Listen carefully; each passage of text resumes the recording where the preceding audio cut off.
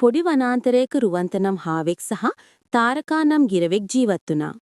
රුවන්ත ඉතා දක්ෂ ලෙස පොළවේ වලවල් හැරීමටත් ඉක්මනින් දුවන්නටත් පුළුවන් කෙනෙක්. තාරකා හරිම දක්ෂ ලෙස ගස්වල අතු අතරින් පියාඹන්නටත් දුර ඈත දේවල් පැහැදිලිව දකින්නටත් පුළුවන් කෙනෙක්. රුවන්ත නිතරම තාරකාට කීවේ, "තාරකා, ඔයා කොච්චර උඩින් පියාඹුවත් පොළවේ ආරක්ෂිතම තැන හොයාගන්න බෑ. පොළවේ යට තමයි නියම ආරක්ෂාව තියෙන්නේ. ඔයාට ඒක කරන්න බෑ නේද?" තාරකාත් ඊට ප්‍රතිචාර දැක්වුවේ, "රුවන්ත, ඔයාට කොච්චර වේගයෙන් දුවන්න පුළුවන් වුණත් ඊළඟ ගස පිටුපස තියෙන්නේ මොකක්ද කියලා ඔයාට පේන්නේ නැහැ.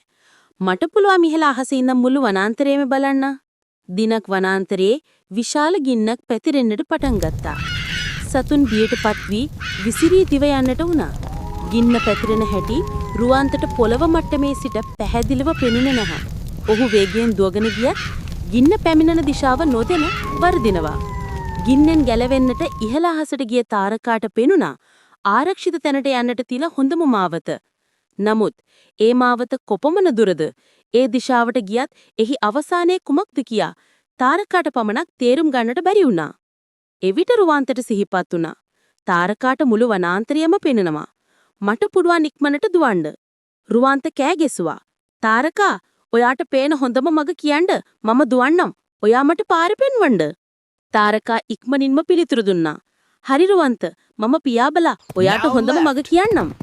තාරකා ඉහළ අහසේ සිට රුවන්තට කීවා, "දැන් දකුණට, දැන් වමට, වේගයෙන් දුවන්න. මේ පාර තමයි ආරක්ෂිත."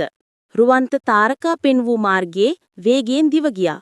තාරකා ඉහළ අහසේ සිට මඟ පෙන්වූ නිසාත් රුවන්තට ඉක්මනින් දුවන්නට හැකි වූ නිසාත් අවසානයේ වුන් දෙදෙනාම සුරක්ෂිත ස්ථානයකට පැමිණියා.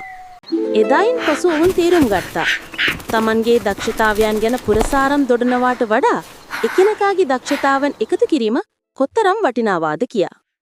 ආදර්ශය: පුද්ගලික දක්ෂතාවයන් අගය කළ යුතු නමුත් සැබෑ සාර්ථකත්වය සහ ආරක්ෂාව ලැබෙන්නේ අන්‍යයන් සමග සහයෝගයෙන් කටයුතු කිරීමෙනි.